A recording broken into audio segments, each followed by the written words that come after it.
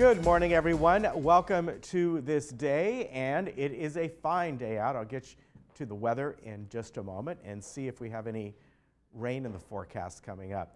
On our show today, we have Bunny Carpenter from Third Mutual, and she's got a lot of stuff to talk about, different projects that are going on, some pilot programs, so we'll go over that. Then from the UCI Symphony, the Claire Trevor School of the Arts, we have Dr. Stephen Tucker here. He's the conductor of the symphony, and they have a Brahms symphony coming up. We're going to tell you all about that. Also, Captain Larry Kurtz will be here today, the Orange County Fire Authority, and another captain, Greg Barta, who's up at Station 19 or Engine 19. I think that's Station 19, one of the same up there in El Toro. And we're going to talk about this medical form that it's important that you have available. So if there's ever an emergency and they need to come into your home, all that information is there, the medications you take and so on. And we're going to bring you a segment from Breastline. Yep, let me move over there. Sorry about that.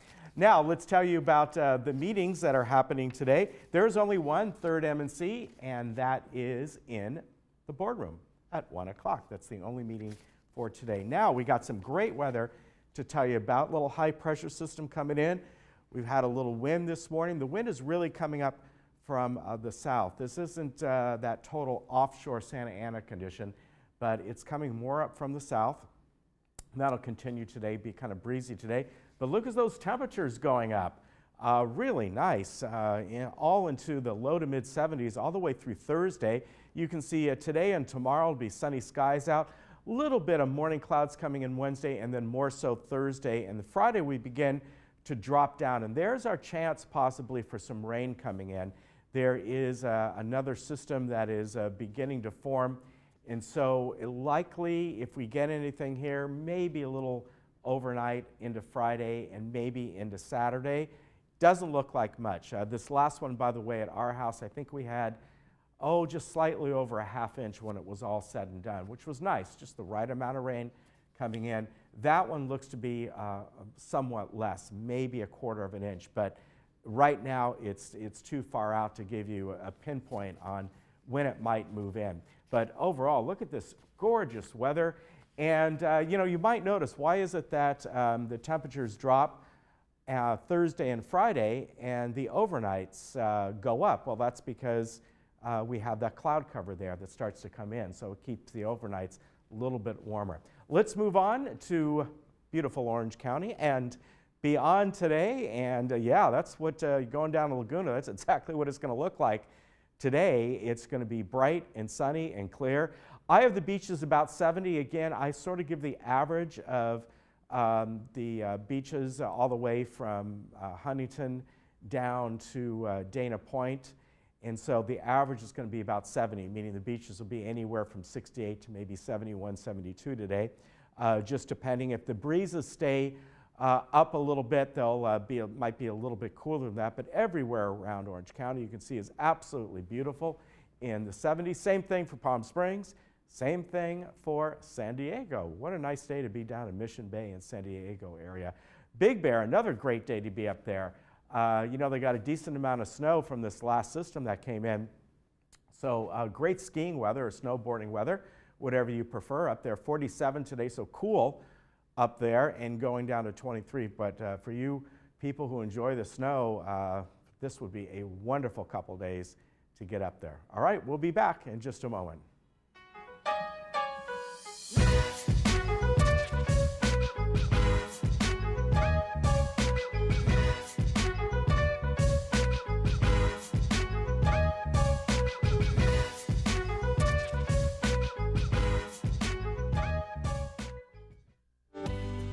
Life changes, but your routine doesn't have to. With Coastal Medical Alert, you are never alone. With Coastal Medical Alert, there are no hidden fees, setup fees, and your installation and activation of your device are absolutely free. Coastal Medical Alert is a wonderful thing to have, and I wouldn't be without it. Coastal Medical Alert, proudly serving the Laguna Woods community. Call today for more information. Dr. Farman Cosmetic and Implant Dentistry is located right outside Gate 6 and has been keeping the village smiling for many years. I trust Dr. Farman with all my dental procedures and all my dental work. Thank goodness I found Dr. Farman. We have been serving the community of Laguna Woods for almost 20 years now. Come and visit us at Brilliant Smile for all your dental needs. We are close to Gate 6, near Snooty Fox Restaurant, behind Coco's. Did you know that we are living longer, healthier lives than ever before? And did you know that social interaction, brain stimulation, and exercise improve your quality of life? Did you know the Saddleback College Emeritus Institute offers 200 tuition-free classes to older adults in South Orange County? With over 30-plus locations between Lake Forest and San Clemente, it has never been easier to take advantage of your third active life. Sign up today. Looking for a change of scenery? You don't have to play golf to enjoy all that 19 Restaurant and Lounge has to offer. From a delicious breakfast menu to our delectable lunch and dinner specials. At 19 Restaurant and Lounge, there is something for everyone. Relax with your friends and family and take in the beautiful view from our spacious patio. Or enjoy a cocktail and appetizer in our lounge. 19 Restaurant and Lounge is a great place to socialize, enjoy a meal, or simply take in the view. Join us 7 days a week and experience Laguna Woods' exclusive dining experience. At El Toro Pharmacy, your health needs and your quality of life is our top priority. We can be trusted with all your prescription needs, delivered free to your doorstep. Call us to have your prescription transferred. We will take care of everything. No hassle to you. We are a full-service pharmacy carrying all your over-the-counter medicines at competitive prices. And we offer complete diabetic care and your immunization requirements too. Under new management, come visit us in Moulton Plaza. El Toro Pharmacy will never be undersold, and we offer the finest after-sales services.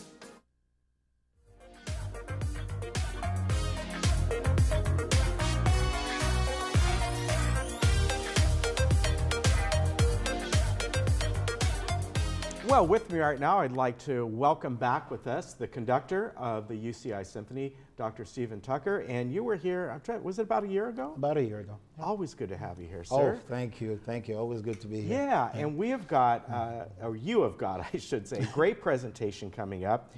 And it's called, it's Brahms, A German Requiem. I haven't heard of that one. Not that I'm really up on Brahms and all that, but tell us about this. That's okay. Most people only hear about requiems when they have some death to celebrate. Okay. Because the traditional requiem is a service for the dead. Brahms chose to write one that was not the traditional. It's not the usual Catholic ceremony. He called it a German requiem because he just took texts from the Lutheran Bible. And it is believed that the two people who he felt closest to, Robert Schumann, the composer, and his mother, they had just passed away. Schumann passed away probably about 10 years before he finally wrote this, but his mother had just passed away maybe 3 years before he wrote this requiem. So you get a sense that he was trying to come to grips with them passing and what could have happened and where are they going, what happens there. So he went to the Bible and took texts and set them in 7 movements. Okay. 7 different movements to describe what he thinks the Bible is telling him this might have been. So is a requiem usually, because I never knew that, what you just told me, is it more like a tribute to someone who passed away? Well, it's a mass for the dead. Okay. So it has movements in there like the Dies Irae, which is Day of Judgment, you know, really, you know, dark and all that stuff. He stayed away from that. Okay. And he wrote, for example, the movement, the first and last movement say, blessed are they, selig sind, blessed are they, first one, and the second one, blessed are they who die. So he is thinking on the lofty side that this is actually very good because they have a resting place, right? And throughout the movements, he shows his different views of the transition from life to death and what they must be experiencing up there. Okay. Right. You know what that reminds me of? Again, I don't know much about Brahms, but in a very Shame on you, abstract, Ken. yeah, I'm sorry. But what it reminds me of in a very abstract way is down in New Orleans, the second line bands. Yes. Because they go through different types of music, very somber and then very lively. And you know, it's about the passing and the. That is an interesting way to put it, because what I've told the orchestra, and I haven't told the chorus yet, but the second movement is like a march, a funeral march. And I tell them, I remember once saying to them, you haven't seen this, but if you've ever seen a procession in, say, New Orleans, where they're coming from afar away, and you know, you go through the slow dance, and then suddenly you get through that transition and you're into the dance. Yes, and so you can even experience this with Brahms. So, it sounds very similar. Yeah. Now, one of the photos that was sent to me, you have someone in it that is singing. So is this set to words as well? Absolutely. We have a chorus of 102 singers. We have 2 soloists who will be singing specific movements that Brahms assigned to them. And they deliver some of the messages. The baritone delivers a message that kind of tells people, reassures people that not everybody is going to die, but we'll all be changed at some point into, you know, some being that is otherworldly. The soprano, I think of as his mother. I really do, where she sings that I will comfort you. It's as if it's his way of having his mother speak to him to say, you now have sorrow, but I will comfort you, you know. Very interesting. So it's a very complex and well-written, and I will say, even though you don't know it, it's well respected and loved. Right? It sounds like it is. And what I was kind of surprised at, I didn't realize that that there was actual singing in it. I thought it was just the orchestra. Yeah, just the orchestra. Oh no, this is a full-fledged combination work with orchestra, full chorus, and 2 soloists. And of course, we also have another piece on the program by a really outstanding violinist who has been teaching at our school for the past 2 quarters. She's going to play a Wieniawski, a nice flashy piece to start the program. So before we get into the somber, we have a little demonstration of skill.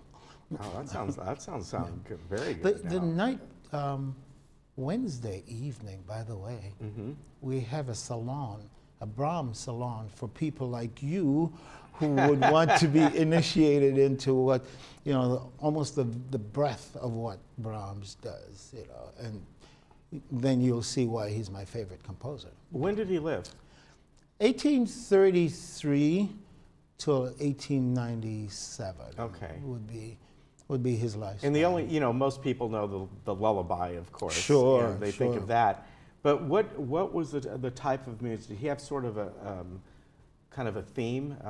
In other words, something that trademarked him that you would hear? I mean, you would know it, but some would go, no, yeah, that's Brahms style. Yeah, it's there are certain technical devices that he uses more than other people, and he was a very devout worshiper, I will say, of Bach and Beethoven. Okay. And he spent a lot of his time working on fugal techniques, which is what we call contrapuntal things, where one line does something and the other line says another thing to it, and they go with each other, against each other sometimes, and then they all have this confluence. So he was very good at that. As far as a theme, you would have to be embedded in the music world to have, you know, to be able to recognize, oh, that's Brahms, you know, because he sometimes could sound like Schumann. But Brahms has his own distinct way of manipulating rhythms and lines. My old teacher used to say he messes with the bar lines because he writes what we call hemiolas, where you don't know where the downbeat is anymore. So that's what most people think of when they think of Brahms. Yeah. So you conduct the symphony, yes, and you also do the choir as well, or is that someone else that comes in and somebody else kind of works with you? Yeah, Dr. Seth Houston is the choral director. Okay. But for this program, we're combining with 2 other colleges, which is a fascinating event. We Yeah. have 3 universities collaborating. We have Really? UCI, we have Cal State Long Beach, their chamber singers, along with our chamber singers, and Riverside City College. Wow. So we're pulling in these 2 other schools to have this wonderful tribute. I might mention to you also that we lost one of our previous chairs, the chair who hired me. She died last year. Oh, I'm sorry to hear So that. we're doing this in memoriam.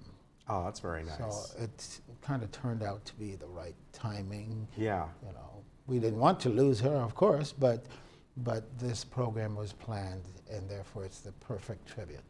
That's it's going to be quite a show. I mean, a lot of folks on Yes, stage. Yes, yes. Have you done something this large before? My first concert at UCI was the Beethoven Ninth Symphony, which they call the choral symphony. With the last movement, we have 4 soloists and a large chorus. That was probably the largest thing I've done there. Yeah. Outside of operas and stuff. How hard is it to coordinate 3 different universities together, 3 different colleges? And Well, in this particular together. situation, it was actually pretty good because we're all friends. And so with our new choral director coming in, he thought, well, let's put this together. And little did he know that these other conductors were friends of mine for more than 20 years. So it was pretty easy when he called them. Yeah. They said, oh, yeah, we'll do that. And so it took away some of the pain of trying to get people to sign on Yeah. and to cooperate. So last night we had our first joint rehearsal of the choir, not with the orchestra yet. That's Tuesday night at Long Beach, and it was a special occasion. All these young people coming together and meeting each other for the first time and making great music together. Was yeah, it's got to be very rewarding. beautiful. Yes. And you were telling me before, you've been at UCI for about 18 years. Yeah. Yes. So I'm stuck. You know, You're you know. stuck. They just have an excellent program there, arts program in general. Yes, absolutely. And we have other things coming up. We have programs in the drama department. We have dance. We just finished Dance Visions, but they have Dance Escape coming up. And we have the opera coming up in May. So quite a bit, and it's lot. just grown. It really Absolutely. has there. It's just growing. And I know that over the years, you know, the facilities have grown for it, and there's so many different venues for people to enjoy, whether it's watching the symphony or seeing some small production in the black box or whatever it might be. And they have outdoor concerts, and you know, just have some really fun things there. So a lot of fun. This will be in the Barclay, the Irvine Barclay Yeah, Theater. which is a beautiful facility. Right. Yeah, very good. So this is coming up Wednesday you told me about is something different, but Friday, March 9th. Correct. At 8 o'clock at the Irvine Barclay. And I want to mention to folks that for you people who are watching, you can get special promotions and discounts on tickets for many of the different things going on up at the UCI Claire Trevor School of the Arts. So if you go to the website, arts.uci.edu/Laguna, you'll see that. So there's special discounts just for you on there, and including this symphony coming up on this Friday, March 9th. Great to have you on. Thank you so much. Yeah, it's wonderful. And really all the stuff that goes on up there is really fantastic, and we hope to have you back. Absolutely, anytime. Yeah. Oh, what was the one on Wednesday you told me about? It's very the quickly? Brahms Salon, and that will be in the Winifred Smith Concert Hall. Okay. And that is free, if I'm not mistaken, is free. Okay. So people can come and just feast on Brahms, and we have some Brahms scholars in our department who will be talking about Brahms. All right, So very that's good. Good. Doctor, Thank thank you you so very much, much. Ken. Good to see you again. You take care, Thank and you. we'll be right back. Thanks.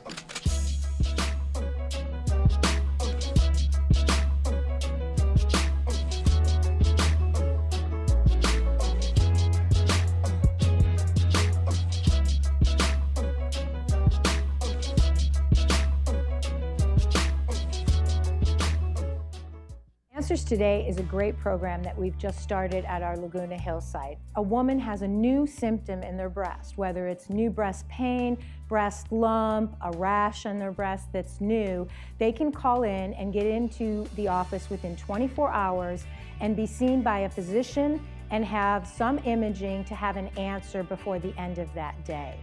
So this is a very powerful program. I would much rather spend the rest of my career preventing cancer than actually treating it.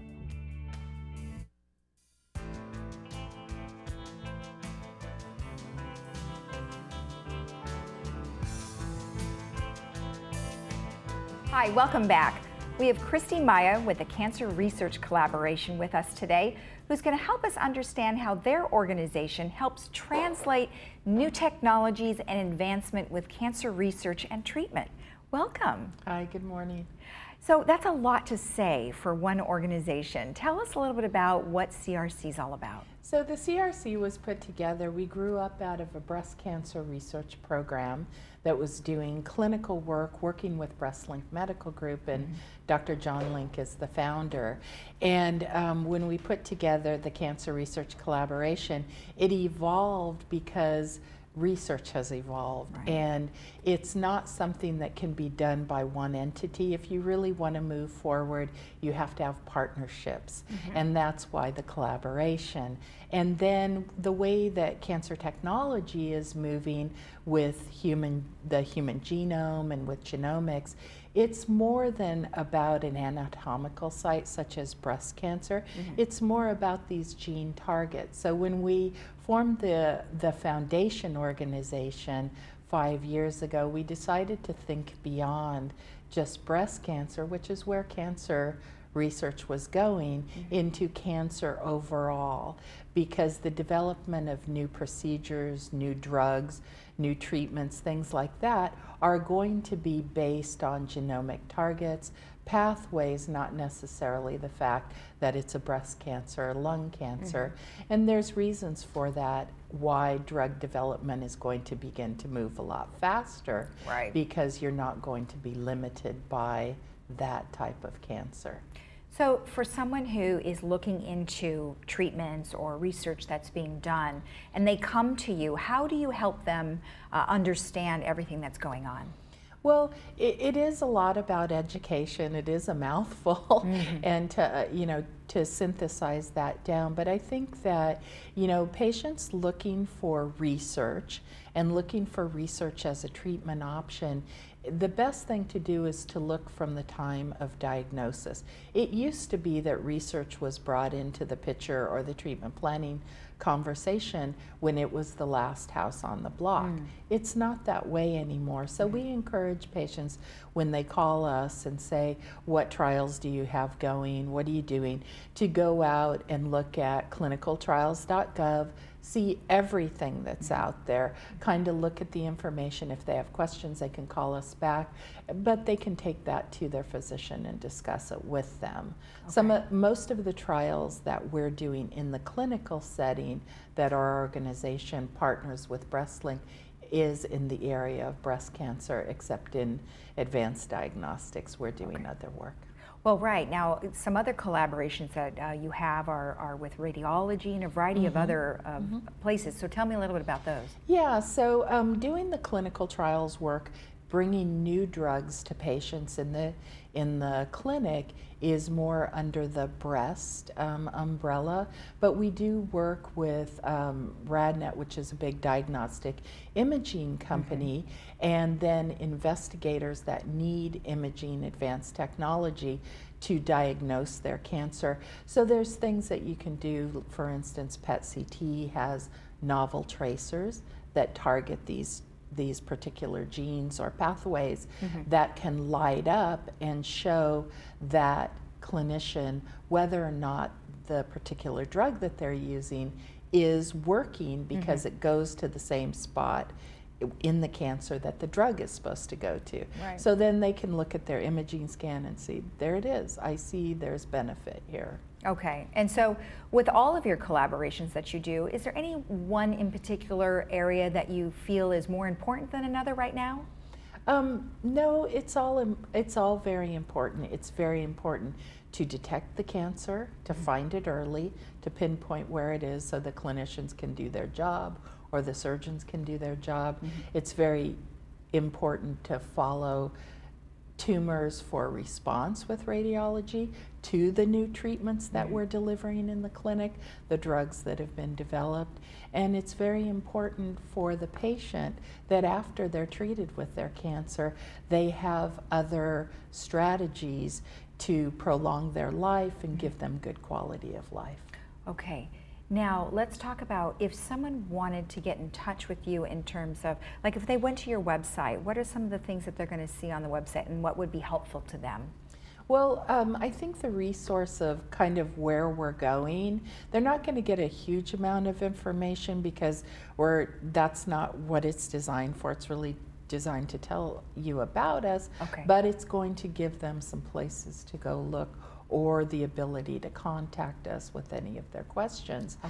It will talk about our different strategies, which are to do the clinical work that we've done for over 20 years with BreastLink Medical Group, as well as some of the new things we're doing, such as some of our fundraising has gone towards something we're very proud of that started last year, which is when patients have run out of treatment options, in order to get access to these new drugs, they need a mechanism to do that, and it's become very complicated. So we have taken some of our money and put it into a program that we will help patients access new drugs under a compassionate use protocol. That's all the regulatory things are all rolled up into it, and they're able to receive those drugs when they have no other treatment options left.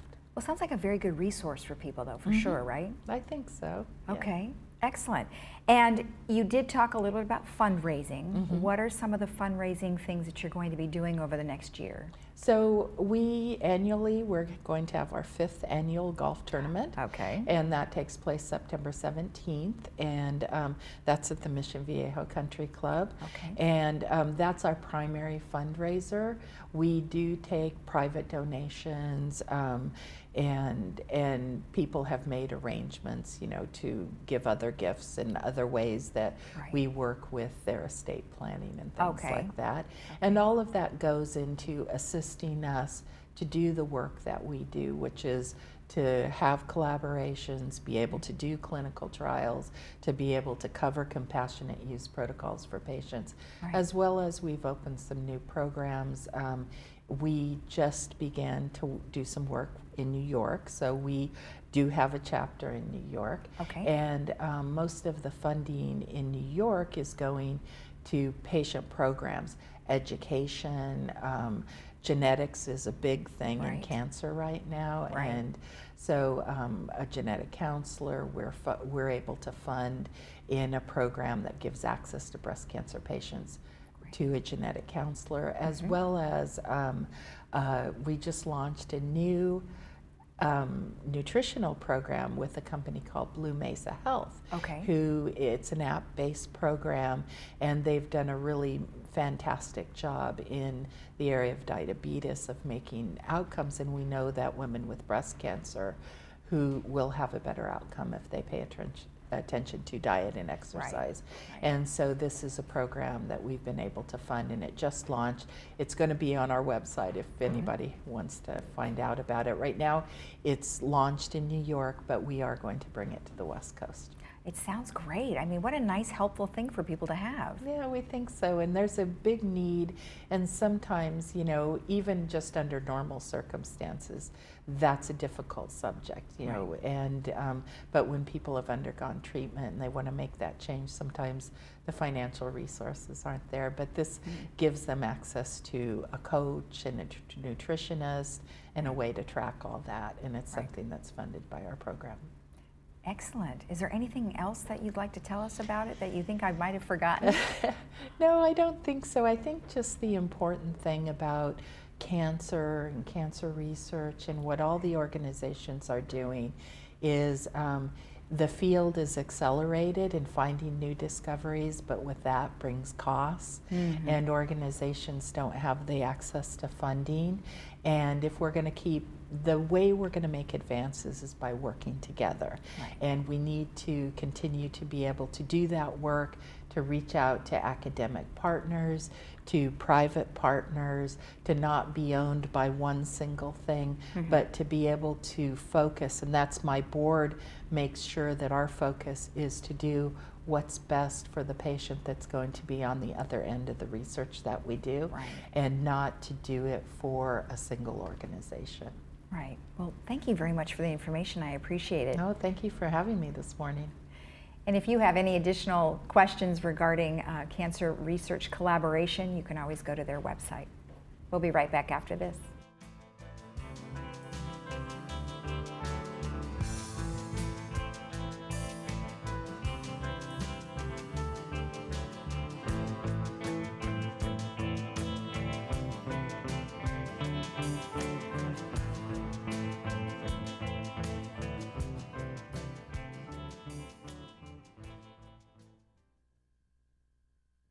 Did you know you can get up to 11% on your money?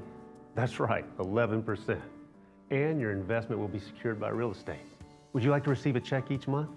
Would you like to earn up to 11% secure? Would you like consistent returns knowing each month what to expect in your mailbox? American Mortgage Fund is now offering up to 11%, paid monthly. 11% secured by real estate with American Mortgage Fund. It's a great way to earn high monthly returns. Call 1-800-359-1111.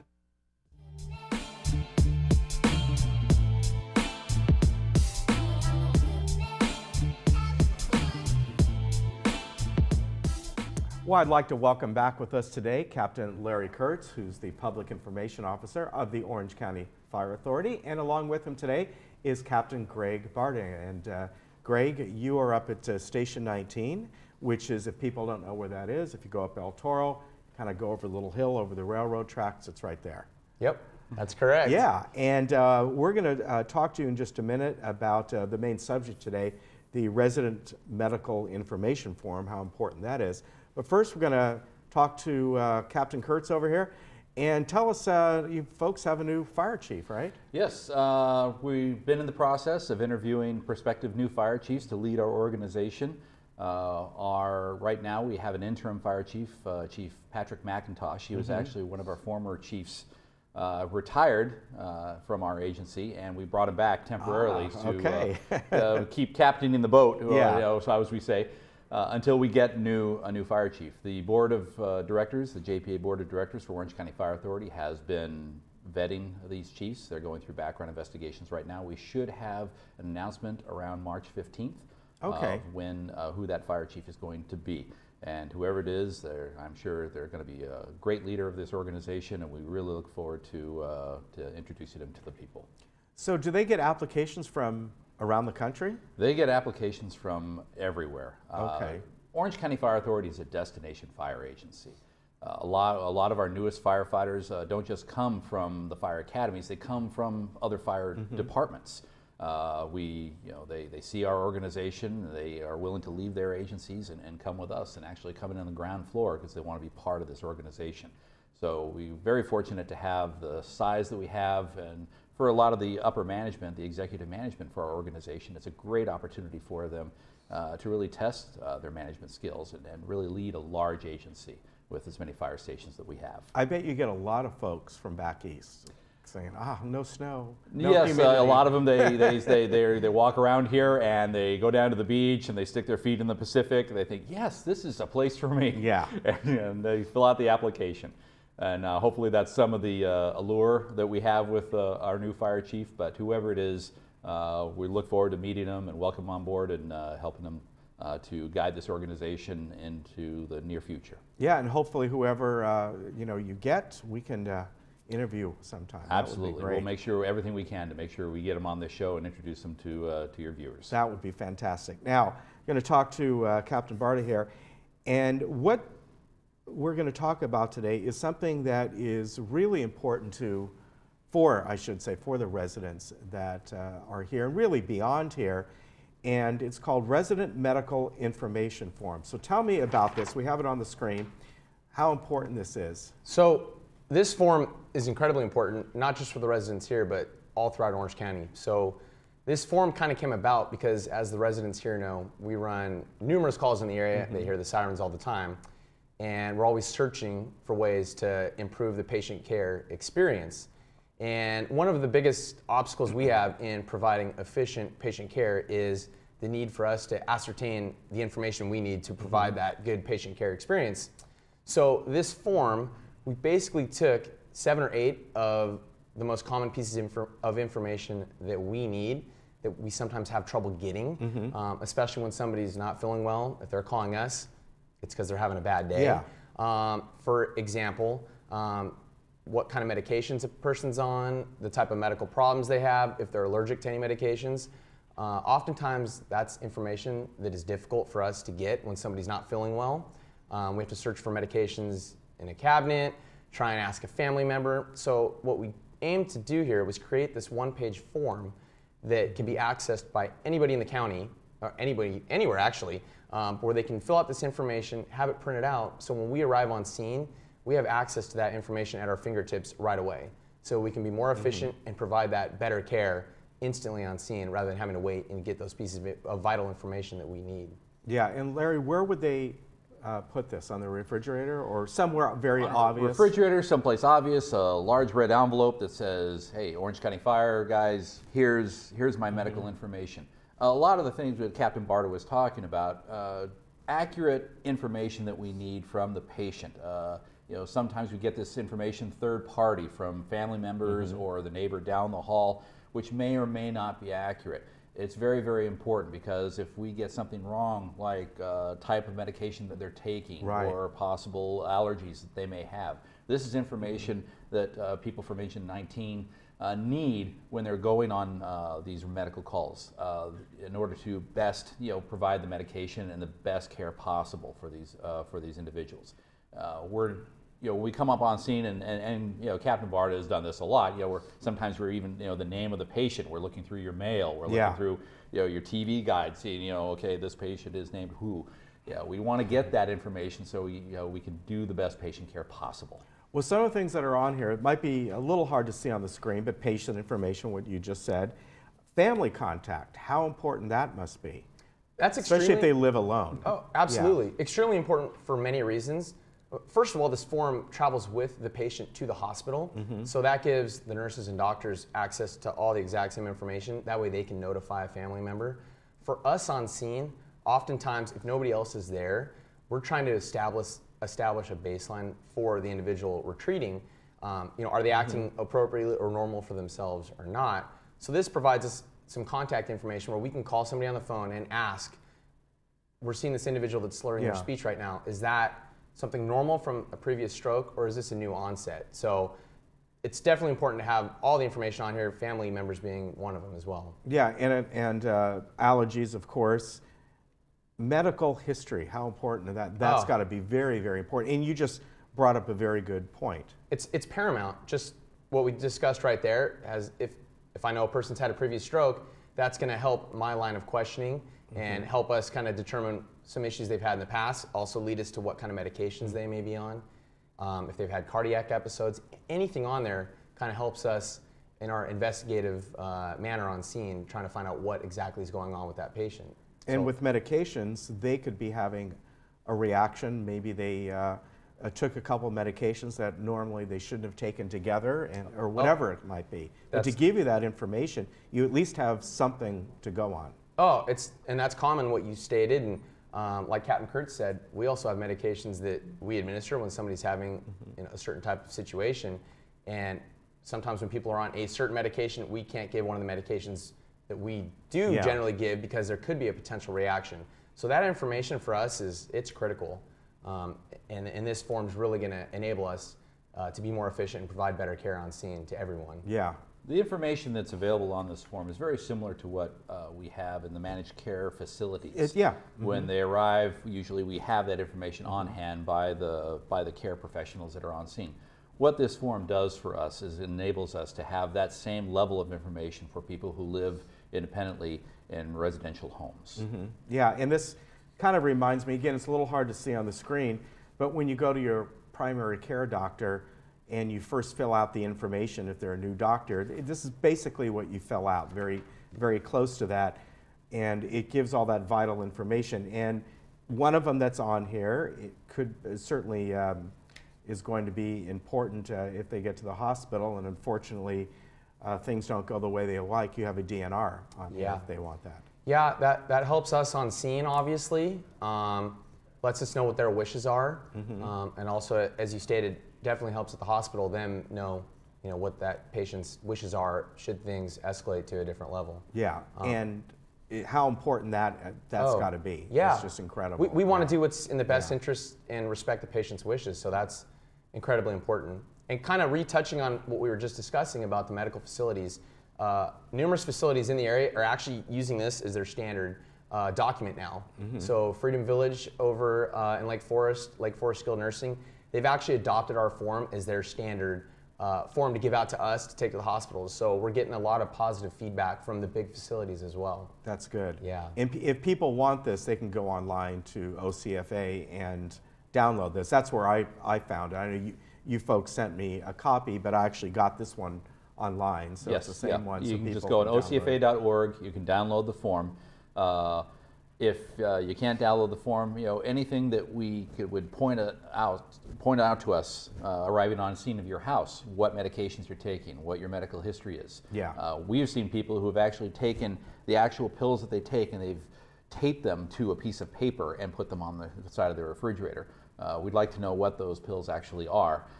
Because it doesn't always say on the pill exactly what they do. Yeah, that's a great idea. If you go, you have a used little bottle of your medication and take that label off and put it in an envelope or whatever it is along with something like this, that's a great idea. Yeah, the key to good medical care is good information. Yeah. And when we arrive on scene, it's an information battle. We're trying to get as much intel as we can in order to provide the best level of treatment for you.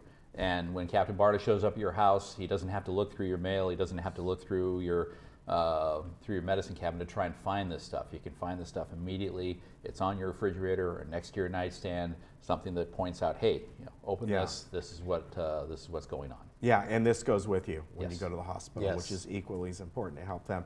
Thank you both for coming on today. Thanks for having us. It's great meeting you. Nice I to know meet you too. we'll probably see you again sometime. Looking forward to it. And Thank you, of course, All right. Captain Kurtz, always good to see you. And we'll have the future, some other things we're going to be doing. Absolutely. And it's always great to have you guys on. Yeah. Thank I you, look sir. forward to meeting the new chief when that happens. I will make sure that happens. Yeah, that'll be great. Thank Good to see you folks, and we'll be right back.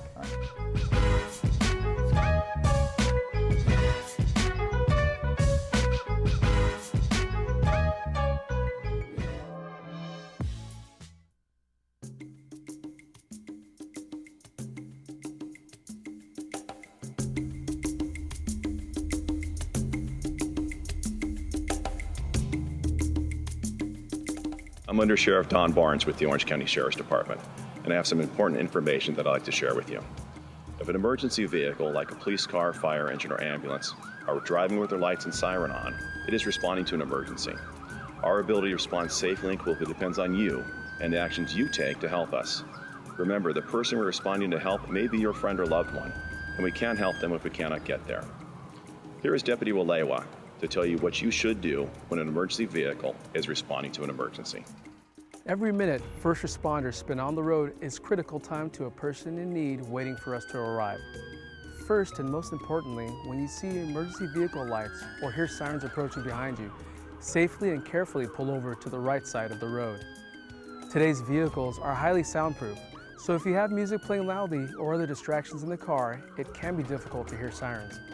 Drive with minimal distractions and keep music at a volume that will enable you to hear emergency vehicles. Remember, other drivers may not be as aware as you are. Use extreme caution when pulling over. Use your indicator and carefully slow down before coming to a complete stop. Never stop in or block an intersection. After coming to a stop, Wait until the emergency vehicle has passed you by at least 300 feet before moving safely back into traffic. All drivers are required by law to pull over for emergency vehicles, and failure to do so may result in a citation. If a patrol vehicle is driving behind you with its lights on, the deputy may be pulling you over for a traffic violation. If the deputy drives past you, he or she is responding to an emergency. If they remain behind you, they are pulling you over. If you determine that you are being pulled over, you can acknowledge the deputy by turning on your turn indicator while proceeding safely to a stop. Listen for instructions that may be given by the deputy to ensure that you're in a place that is safe. Once you have stopped, place your car in park and turn off your engine. Roll down your window completely, keep your seatbelt fastened, and place your hands on the steering wheel in plain view. Wait for the deputy to give you directions before reaching for your license, registration, and insurance. Let the deputy know where you will be reaching to retrieve the documents. By following these steps, you can help to promote your safety and the safety of other motorists and emergency personnel. Thank you for your time and for your continued support.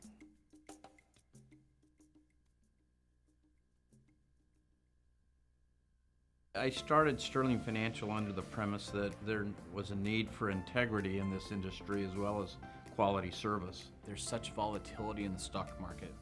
One day it could be up 100 points, the next day it could be down 500 points. Well, what we like to do is be able to have people go to bed and wake up the next morning knowing that their money is safe and secure. That's what we try to do here at Sterling Financial Advisors, is to create peace of mind and quality of life in retirement. The Laguna Hills Lodge is very proud to have been awarded the TripAdvisor Award of Excellence for the last 5 years. Discover this family-friendly boutique hotel and enjoy our crystal clear pool and spa, beautiful gardens, and convenient location. Our designer upgraded rooms feature luxury comforts of much higher priced hotel chains and include free continental breakfast, parking, Wi-Fi, and more. We match the lowest price you can find online. Ask about our Laguna Woods special offer. Managing your own medication can be stressful.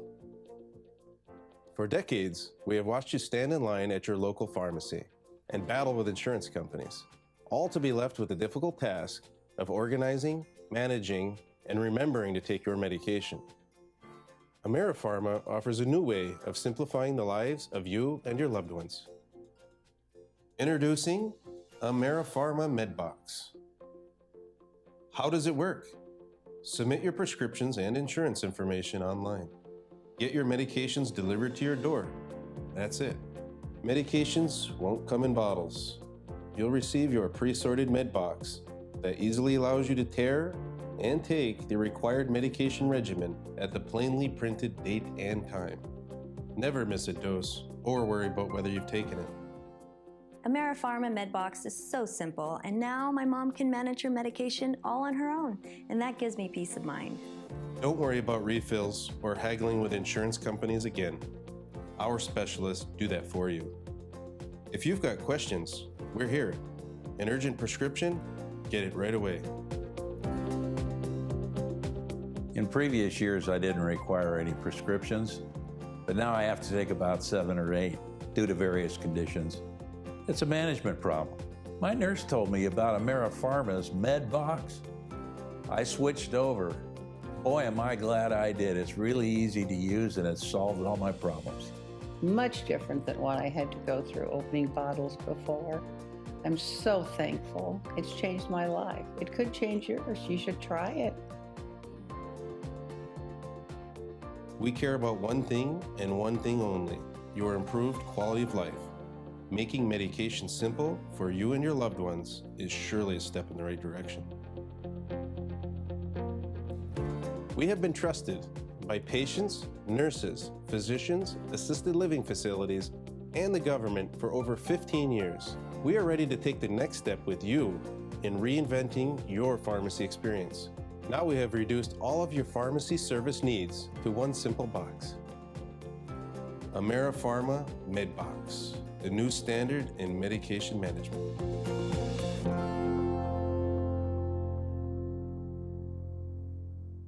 You've trusted the doctors at Harvard Eye Associates with your eyes for the last 4 decades. Now it's time to trust us with your face. Our board-certified surgeons and aesthetic nurse offer the latest in facial aesthetic treatments, such as Botox, dermal fillers, laser skin rejuvenation, eyelid surgery, and face and neck lip surgery. Call us today to schedule your complimentary cosmetic consultation. 949-951-2020. Ask about our limited time savings on Botox and dermal fillers. Hello, I'm Eric with Leak Busters, your plumber friend in Laguna Woods for over 20 years. To date, we have worked on over 2,000 homes inside Laguna Woods. We have a couple questions for you. If your faucet or water heater springs a leak, who are you going to call? If your drain is clogged or experience a flood, who are you going to call? Please call us, Leak Busters. Who are you going to call? Leak Busters. Who are you going to call? Call Leak Busters Plumbing and Restoration, 800-714-9960. Who are you going to call?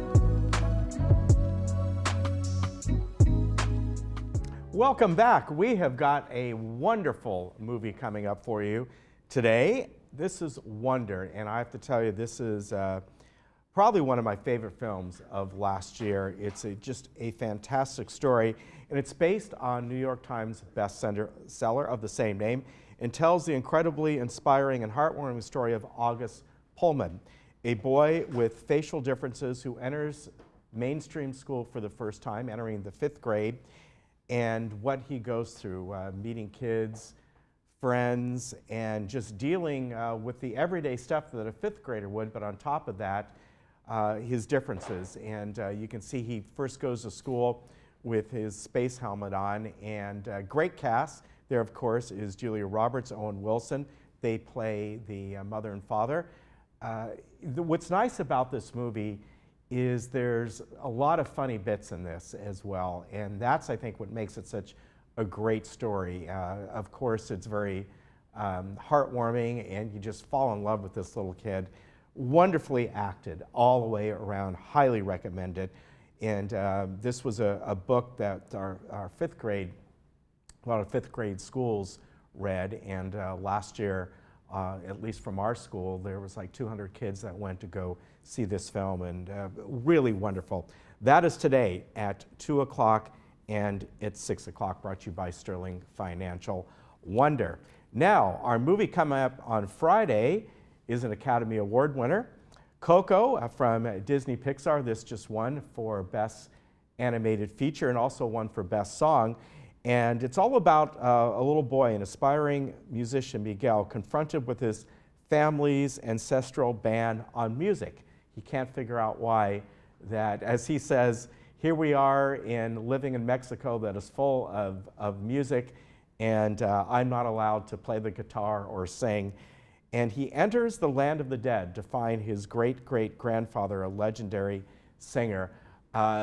Again, just a wonderful movie, and this is probably one of my favorite Disney Pixar films.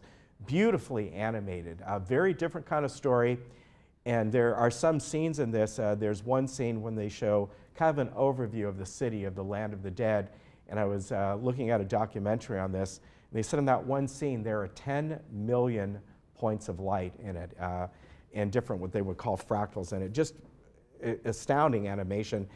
And really a great film. Again, another heartwarming film as well. Great music, as I said. It won for Best Song. So there you have it. Wonder and Coco coming up this week. Some of our other movies coming up. The Same Kind of Different as Me on March 12th. These are Monday movies. Wonderstruck on the 19th, and Justice League. So if you're a fan, that would be the DC realm of movies. That'll be March 26th. Looking forward to the DC realm is Batman, Superman, Wonder Woman, and that'll all be on Mondays. Now, going on to our Friday movies, we have Darkest Hour, of course. This was up for several Academy Awards, and Best Actor went to Gary Oldman, playing the role as Winston Churchill. Very good movie. I haven't seen this one yet. I've seen kind of the backstory and some of the trailers on it, and looks to be just a terrific film. If another Marvel film we're bringing for you, if you want something a little more fun and action, we have Thor Ragnarok, and this was actually, I like this movie a lot. It had a lot of funny bits in it, And then I, Tonya, and this is another Academy Award winner, Best Supporting Actor Allison Janney in this, who plays Tonya Harding's mom.